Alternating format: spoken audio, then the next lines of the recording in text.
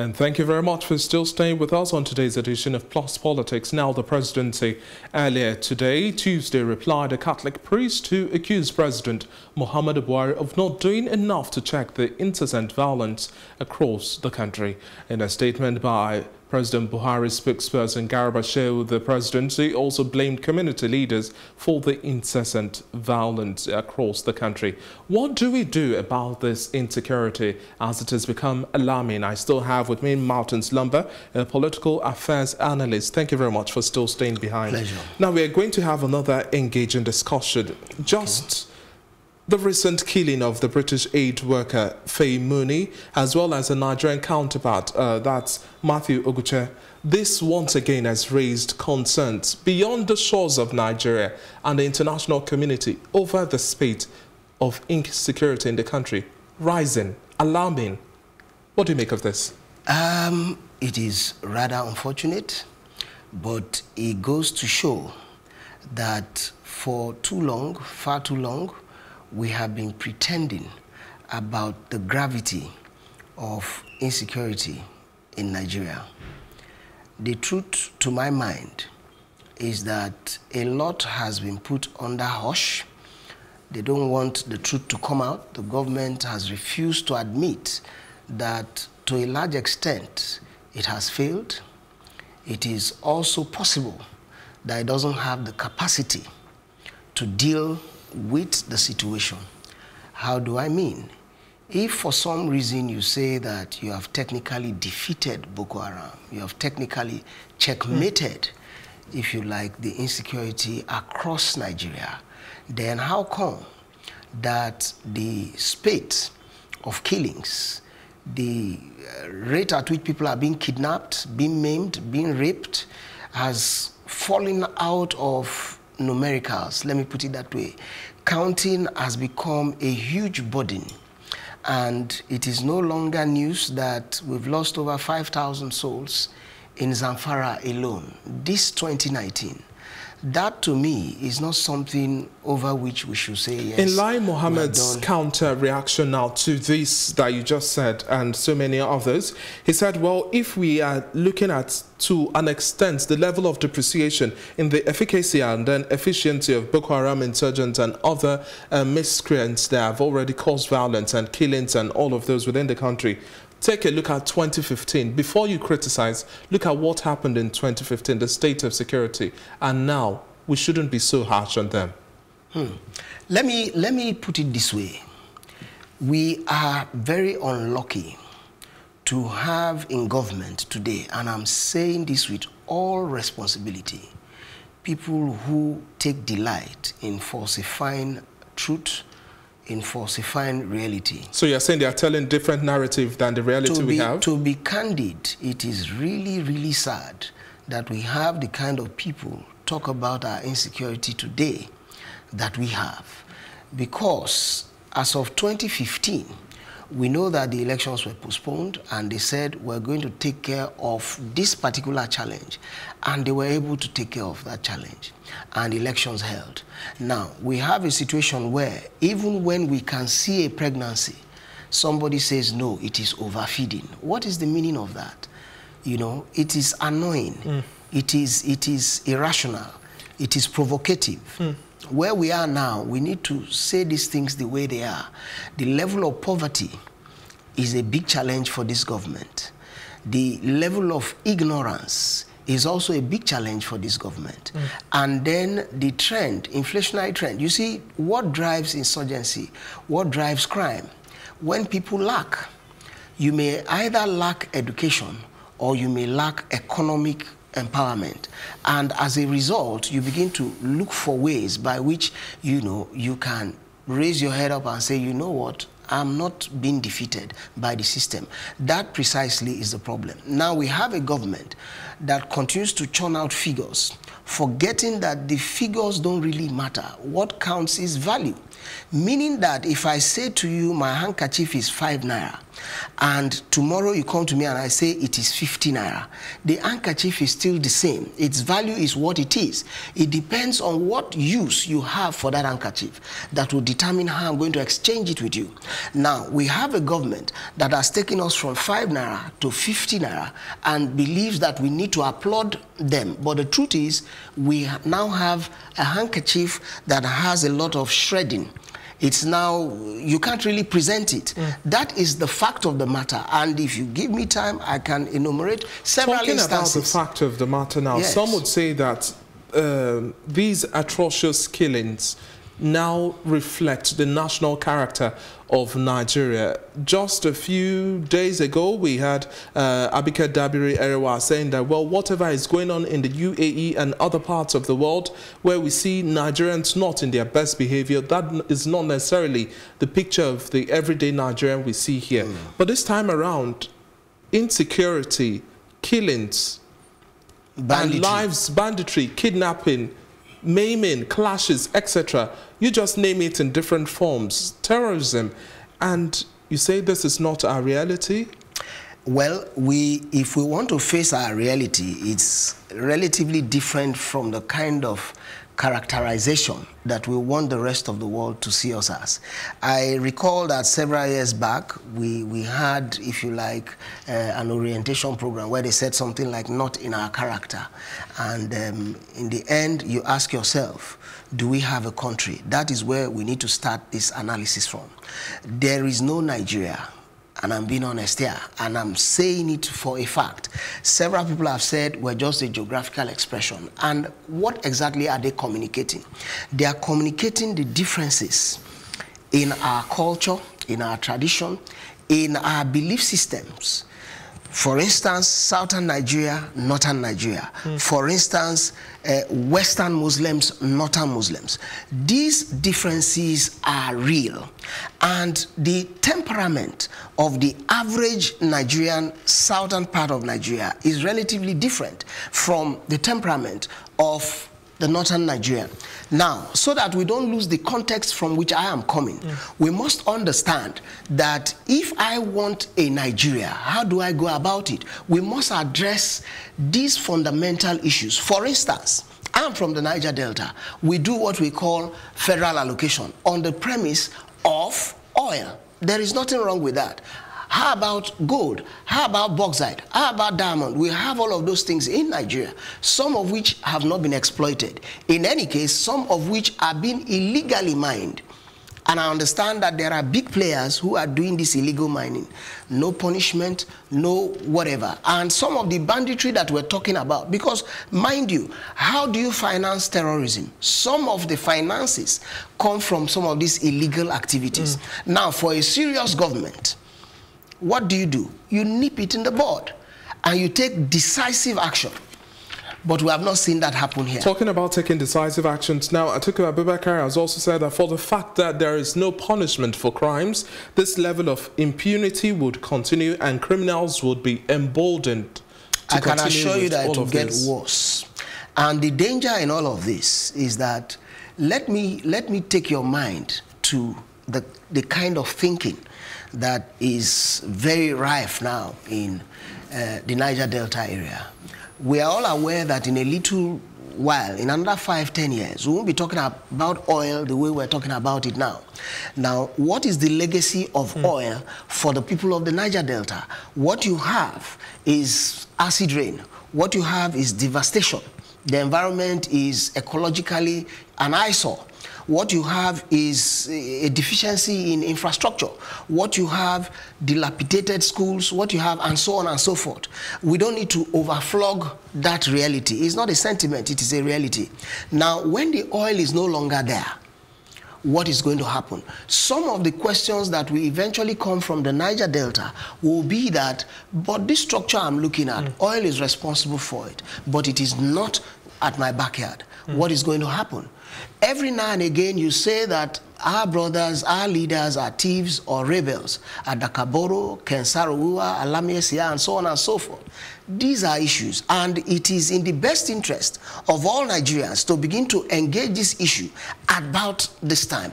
Otherwise, what we're seeing now is child's play. Talking about engaging this issue as well now, the troops of the Nigerian army also arrested some traditional leaders in line with aiding the happenings in Zamfara. Bandits, armed bandits. Now, to what extent do you think this would serve as a it all manage the depends. situation? Because it's quite interesting to know that even the people within the communities are the ones also concealing these acts that that's precisely what I have been saying. By that I mean, you see, if I'm being fed by bandits, for instance, maybe they go, they exploit diamond, and they give me something from it. Don't forget, we were in this country, they said that Aneni, the famous robber, was like Robin Hood, steal from the rich and share with the poor. So each time you share with those who lack, they see you as a Father Christmas. But where lies the conscience of the everyday Nigerian then? You see, Nigerians are in different categories. We're not all the same, which was exactly where I started from. We're not all the same. And those who are interested in Nigeria are very few. The reality is that those who are in a position to help us bring about a Nigeria, they have abdicated that responsibility. It is not with the traditional rulers, it is not with the political elite. In fact, a good number of them don't understand the issues. They cannot honestly say they understand the issues. What precisely am I saying? You have a situation where, for instance, this President Muhammadu Buhari, we are well aware that in time past, he went and put his support behind a Nigerian to be the scribe of the OAU then.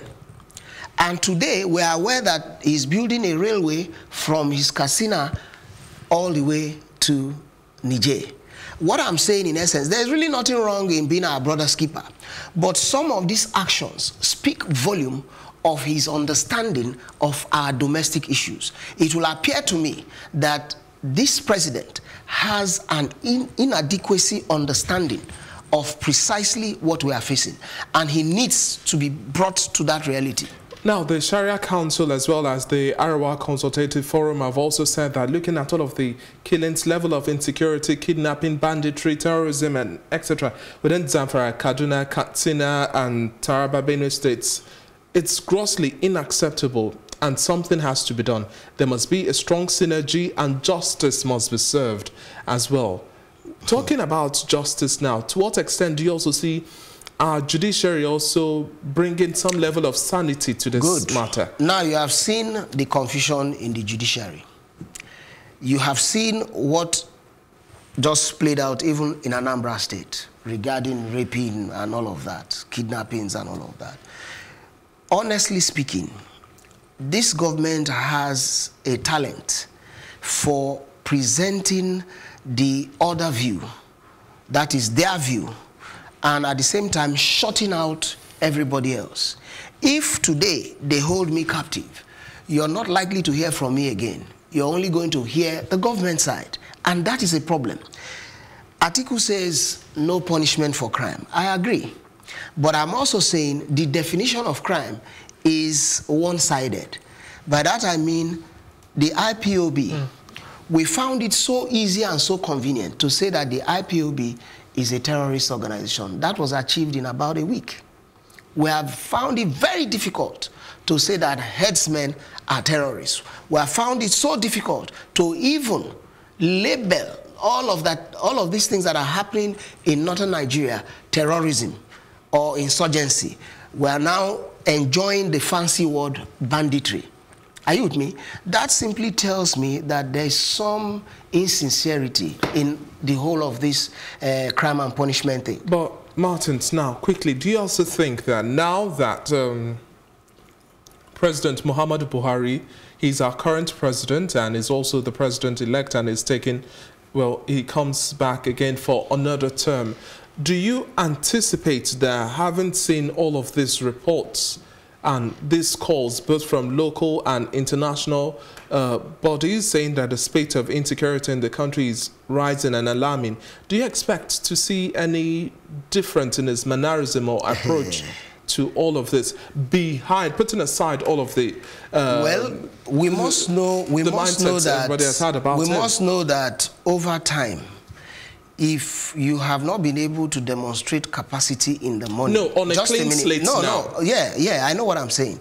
If you've not been able to demonstrate capacity in the morning, chances are it is very unlikely that you'll be able to do that in the evening. Now, our president has come of age, and he himself admitted before his swearing in the first term, he said age was going to be a burden for him. So going into his next level, his second term, chances are we're going to see diminishing returns. He said he's fit for the job. He said so. But you see, talk is cheap. To say something and to look at the reality, they are two different things. I don't expect to see any improvement. I actually see things getting worse. And I also see the blame game continuing. And for me, the earlier we woke up to our reality, which is like General Theophilus Danjuma said, he said there is an agenda of ethnic cleansing. We must separate that from whatever these people are struggling over. The bandits are struggling over diamonds, struggling over gold. That is separate. But we're also talking about land grab. People in Benue are shouting. People in Kaduna are shouting. People in Enugu, people in Anambra. A lot is happening. Even in Delta, I understand that some people cannot go to their farms unless they pay a certain royalty to those who, in quotes, are in charge of the farms now. The headsmen that are in charge. It's a big issue, and we need to be very, very sincere about tackling it. And we cannot talk about insecurity and not also touch on that it's already 5 years since the abduction of some of the Chibok girls, and they've not been reunited with their families. And some would say that if we've had this situation last for 5 years, whether or not people get killed on a daily basis, but these are people that we are still hoping to a certain extent will return. And as a father, if your daughter was in the captivity of Boko Haram now, would you have an elder of hope in the Nigerian government to bring her back home? As they've always said, the federal government still stands on its ground that it is the father of all, the president still remains the father of all, and is concerned about every single life in this country. So far, all their statements don't give much hope, so far. And even in practical terms, there's nothing to suggest that they're really pursuing, you know, the agenda of getting, if not all of the girls, but some of these girls back. And I still feel that there is something fishy about it. It's not about some theory or some sentiment somewhere. But, you know, we deduce from the facts. The facts were that at some point, like for Leah Sharibu, the last Inspector General said yes, she was going to be released at some point, maybe in less than 24 hours, and before we knew it, the whole story changed. I see that there is some kangaroo arrangement. That is the way I see it. Okay, I'm speaking for myself. For the lack of time now, quickly. Yes. We have an acting IGP. We've not necessarily had a change in service chiefs as well, but to what extent do you also see inter-agency relationships and ensuring that we move away from this increasing level of insecurity and then we have sanity, secure Nigeria? I really wish that we had professionals handling our security, and I'm saying this in quotes. I'm saying this because I'm aware, and we're all aware, that a certain DSS chief was appointed by the acting president, you know, sometime last year. Yeah. By the time Muhammadu Buhari came back, we know the story.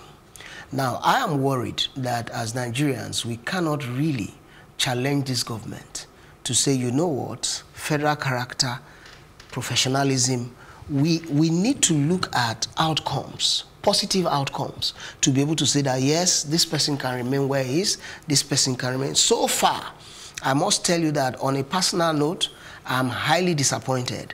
You know, I'm highly disappointed by the presidency, I'm also highly disappointed by the military high command. I feel that they have not done justice to this, our security challenge. And indeed, there is very little to expect from the judiciary as it now stands. Well, thank you very much for your time. It's been a pleasure speaking with you, Martin Slumber, and hopefully, like I always say, we have to take cues and not necessarily make the same mistakes. This is a fresh, clean slate, and we have to do better. We pray for their success. Exactly. It's been an engaging and enlightening conversation. And we'll take Plus Politics packages, and when we return, I will definitely bring you my take. Don't go anywhere.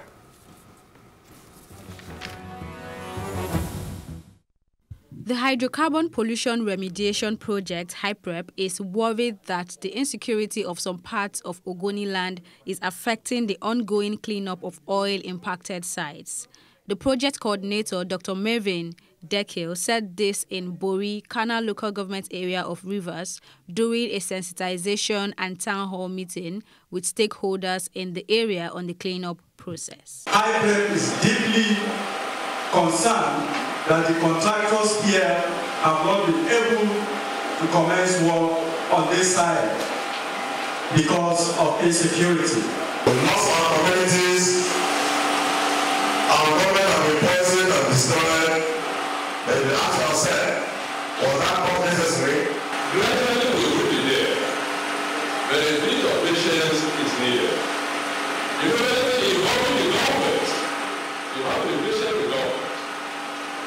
I would say that I think our job as a traditional rulers is to go home and gather our youth and talk with them, to embrace the cleanup so that the thing will move very smoothly.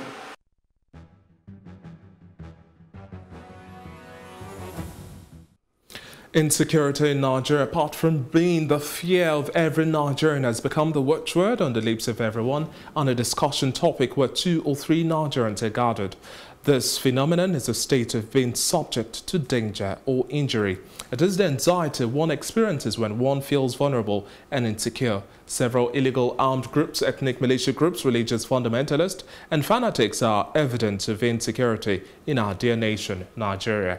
These have given birth to a series of bombings, kidnapping, clashes, murder, arson, armed robbery, corruption, injustices that we hear every day. It is clear that these happenings are negatively affecting Nigeria politically, religiously, and culturally. We cannot afford to lose confidence in the law enforcement agencies and the entirety of government. So, as a nation, as a people, we cannot just sit with folded arms and watch pointed fingers. Your security, mine, the whole of Nigeria, is our responsibility, and we must work together strategically with one voice to reset the nation back to the right path. Thank you very much for being on today's show. I'm David Alabi, and make sure you join in on the conversation tomorrow as well, same time.